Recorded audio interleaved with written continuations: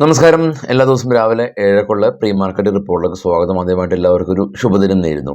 ഇന്നലെ നമ്മുടെ market fall ആയതിനു ശേഷം ആ ഒരു ഇൻട്രാഡേ ലോയിൽ നിന്ന് 200 പോയിൻറ്റിൻ്റെ അടുത്ത് നല്ലൊരു റിക്കവറിയാണ് നടന്നത്. അതിനർത്ഥം ബുൾസ് ഇപ്പോഴും ശക്തരാണ് എന്നത് തെളിവാക്കുന്നുണ്ട്. നിഫ്റ്റിയുടെ ഒരു റെസിസ്റ്റൻസ് സോൺ 23,500 മാറി ഇപ്പോൾ 23,650 എന്ന് പറയുന്ന ഒരു സോണായി. ഇന്നലെ വിദേശ ധനകാര്യ സ്ഥാപനങ്ങൾ 650 കോടി രൂപക്ക് സെല്ലാണ് നടത്തിയത്. കഴിഞ്ഞ വെള്ളിയാഴ്ച അവർ 1,700 കോടി രൂപക്ക് സെല്ലാണ് നടത്തിയത്.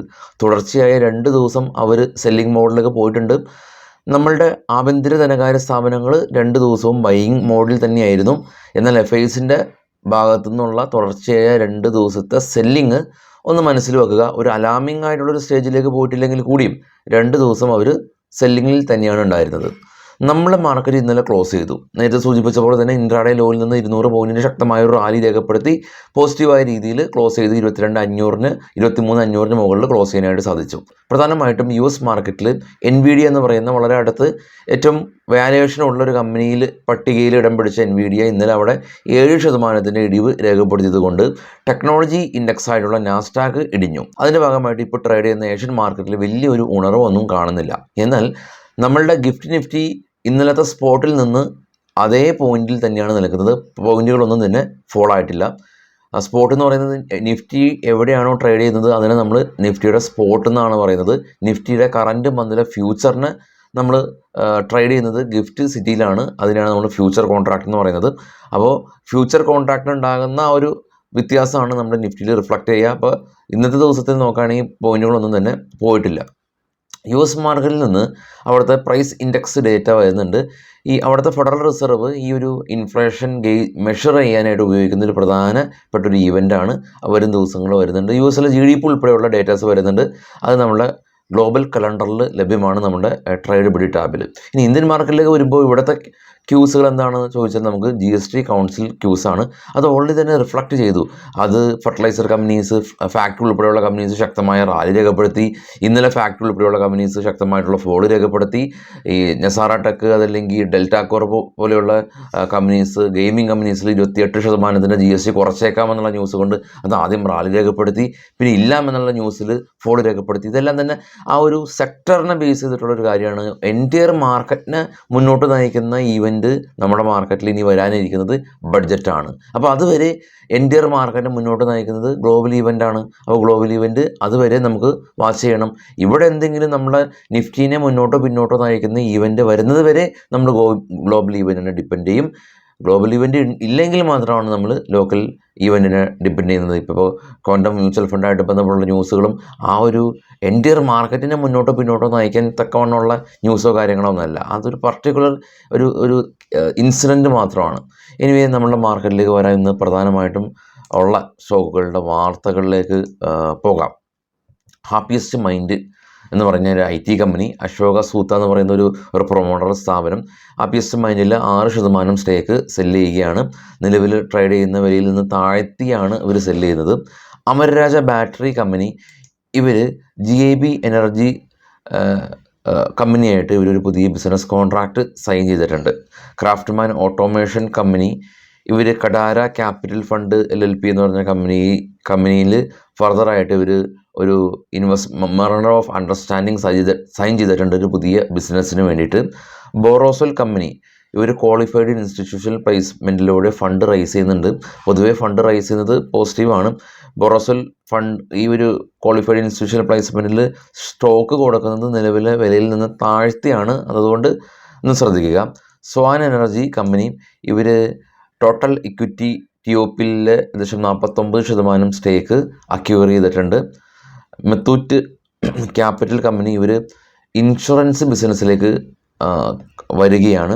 IRDAയിൽ ഇവർ സൈൻ ചെയ്തിട്ടുണ്ട്. അതായത് ഇവർക്ക് സ്വാഭാവികമായിട്ടുള്ള ഹെൽത്ത് ഇൻഷുറൻസ് എല്ലാം തന്നെ സെല്ല് ചെയ്യാനായിട്ടുള്ള ബിസിനസ് ഇവർ തുടങ്ങുകയാണെന്നുള്ളതാണ് കമ്പനിയെ സംബന്ധിച്ചുള്ളൊരു പോസിറ്റീവായിട്ടുള്ള കാര്യം. വിഷ്ണു പ്രകാശ് പുങ്കാല കമ്പനി, ഇവർക്ക് ഒരു വാട്ടർ ട്രീറ്റ്മെൻറ്റിൻ്റെ ഒരു ഓർഡർ 67 കോടി രൂപ വർത്ത് വരുന്നൊരു ഓർഡർ കമ്പനിക്ക് ലഭിച്ചിട്ടുണ്ട്. ഗോവയിൽ നിന്നാണ് ലഭിച്ചിട്ടുള്ളത്. കിംസ് കമ്പനി, ഇവർ സ്റ്റോക്ക് സ്പ്ലിറ്റ് ചെയ്യുന്നുണ്ട്. ജൂൺ 28-നാണ് സ്റ്റോക്ക് സ്പ്ലിറ്റ് ചെയ്യുന്നത്. സ്റ്റോക്ക് സ്പ്ലിറ്റ് ചെയ്തു എന്ന് കരുതി നിലവിലുള്ള നിക്ഷേപകൻ്റെ ഇൻവെസ്റ്റ്മെൻറ്റിൻ്റെ മൂല്യം കുറയില്ല, മറിച്ച് സ്റ്റോക്കിൻ്റെ എണ്ണം കൂടും. സ്റ്റോക്കിൻ്റെ എണ്ണം കൂടുമെന്ന് കരുതി ഡിവിഡൻഡ് കൂടുതൽ കിട്ടില്ല, കാരണം ഫേസ് വാല്യൂവും അവർ സ്പ്ലിറ്റ് ആവുന്നുണ്ട്. RBL ബാങ്ക് ഇവർ ഫണ്ട് റൈസ് ചെയ്യുന്നുണ്ട്. ജൂൺ 27-നാണ് ഇതിൻ്റെ ബോർഡ് മീറ്റിംഗ് സംബന്ധിച്ചുള്ള തീരുമാനം എടുക്കുന്നത്. AU small finance bank fund raise ചെയ്യുന്നുണ്ട് ജൂൺ 27-ന്.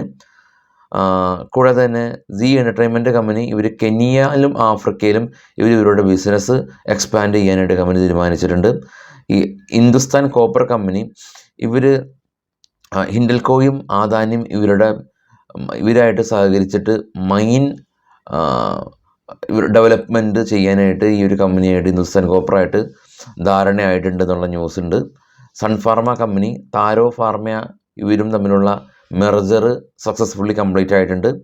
സയൻസിസ് കമ്പനിക്ക് ഒരു വാട്ടർ സാനിറ്റേഷൻ ഓർഡർ UP നിന്ന് ലഭിച്ചു.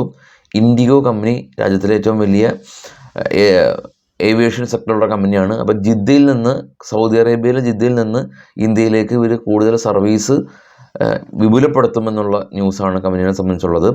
Bharat പർനെൽസ് company Inolex life science ആയിട്ട് ഒരു പുതിയ ബിസിനസ് കോൺട്രാക്റ്റ് സൈൻ ചെയ്തിട്ടുണ്ട്. കറൻറ്റ് മൊമെൻറ്റിൽ ഇതാണ് ന്യൂസ് ഉള്ളത്. ഇന്നലെ വൈകിട്ട് നമ്മൾ ഏകദേശം ഒരു 17ഓളം കമ്പനികളുടെ ന്യൂസ് നമ്മൾ ഡിസ്കസ് ചെയ്തു. ഇന്നിപ്പോൾ ഏകദേശം ഒരു 16ഓളം ന്യൂസുകൾ ഡിസ്കസ് ചെയ്തു. മാർക്കറ്റ് സമയത്ത് ഇനിയും നമ്മൾ ന്യൂസുകൾ ഡിസ്കസ് ചെയ്യും. അത് നമ്മുടെ ടെലഗ്രാം ചാനലുണ്ടാവും. ഈ വീഡിയോയുടെ ഡിസ്ക്രിപ്ഷനിൽ അതിൻ്റെ ലിങ്ക് ഉണ്ട്. അതുപോലെ ബ്രേക്കൗട്ട് സ്റ്റോക്കുകളും IPO മറ്റുള്ള ഡീറ്റെയിൽസ് എല്ലാം തന്നെ നമ്മുടെ വെബ്സൈറ്റിൽ ലഭ്യമാണ്. അതിൻ്റെയും ലിങ്ക് ഈ വീഡിയോയുടെ ഡിസ്ക്രിപ്ഷനിലുണ്ട്, ചെക്ക് ചെയ്യാം.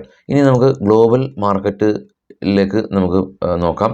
ഇന്ത്യയിലെ ലീഡിംഗ് ആയിട്ടുള്ള ഡിസ്കൗണ്ട് ബ്രോക്കറാണ് അപ്സ്റ്റോക്ക്. ചിലവുകൾ വളരെ കുറഞ്ഞ രീതിയിൽ നമുക്ക് സ്റ്റോക്കുകൾ ബൈ ചെയ്യാൻ സാധിക്കും. അപ്പോൾ അതിൻ്റെ അക്കൗണ്ട് ഓപ്പൺ ചെയ്യാവുന്ന ലിങ്ക് ഫസ്റ്റ് കമൻറ്റിൽ പിൻ ചെയ്യാം. ഓപ്ഷൻ ചെയ്യുന്ന ആളുകൾക്കൊക്കെ വളരെയധികം ഗുണകരമാണ്, കാരണം സ്റ്റോക്കൊക്കെ പണയപ്പെടുത്തി നമുക്ക് ഓപ്ഷൻ ബൈ ചെയ്യാനും ഈ ഒരു അനുവദിക്കുന്നുണ്ട്. ഇനി ഗ്ലോബൽ മാർക്കറ്റിൽ ആദ്യമായിട്ട് നിഫ്റ്റിയുടെ എക്സ്പയറി ആണ്. സ്പോട്ട് ഉള്ളത് 23,000 ആണല്ലോ. അപ്പോൾ ഇതിൻ്റെ ഇമ്മീഡിയറ്റ് റെസിസ്റ്റൻസ് കാണാം 23,500, സപ്പോർട്ട് 22,500 എന്ന നിലയിലാണുള്ളത്. ഗ്ലോബൽ മാർക്കറ്റിൽ ഏറ്റവും ടോപ്പിൽ ബിറ്റ്കോയിനിൽ ശക്തമായ ഒരു ഫോൾ ഉണ്ടായി 60,000, ഗോൾഡ് 23,30. ഏഷ്യൻ മാർക്കറ്റ് പൊതുവേ മിക്സഡ് ആണ്. ഇന്നലെ യൂറോപ്യൻ മാർക്കറ്റ് പോസിറ്റീവായ രീതിയിൽ ക്ലോസ് ചെയ്തു. US മാർക്കറ്റിൽ നാസ്ഡാക്ക് ആണ് 200 പോയിൻറ്റിൻ്റെ ഇടിവ് രേഖപ്പെടുത്തിയത്. ഡോ 260 പോയിൻറ്റിൻ്റെ ഒരു പോസിറ്റീവായിരുന്നു. യൂറോപ്യൻ മാർക്കറ്റും പോസിറ്റീവായ രീതിയിലായിരുന്നു. US മാർക്കറ്റിൽ ലിസ്റ്റ് ചെയ്ത ഇന്ത്യൻ കമ്പനികളിൽ റിലയൻസും വിപ്രോയും മാത്രമാണ് സ്ലൈറ്റ്ലി ഒരു പ്രോഫിറ്റ് ബുക്കിംഗ് കണ്ടത്.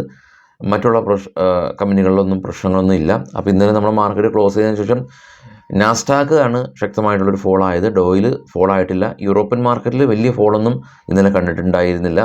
അപ്പോൾ മറ്റുള്ള ന്യൂസായിട്ട് നമുക്ക് വൈകിട്ട് എത്താം. Thank you.